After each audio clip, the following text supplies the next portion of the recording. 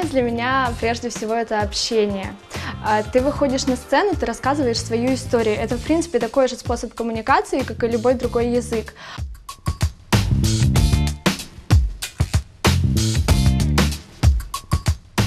Ты стоишь здесь и сейчас, у тебя мозг полностью освобожден.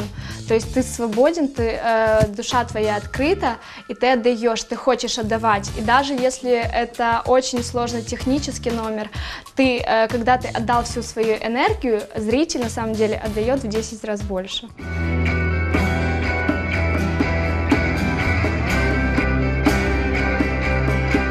Благодаря педагогическому таланту моего первого преподавателя, которая, в принципе, познакомила меня с миром танца, я вошла во вкус, и постепенно танец стал неотъемлемой частью моей жизни.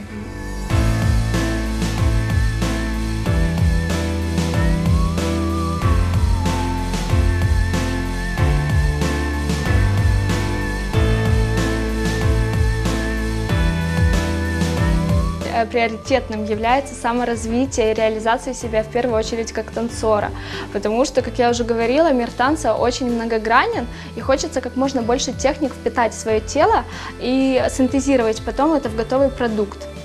И, конечно же, параллельно мне очень нравится делиться опытом, который у меня уже есть, погружать в мир танца, как когда-то погрузили меня, и помогать раскрываться людям через движение.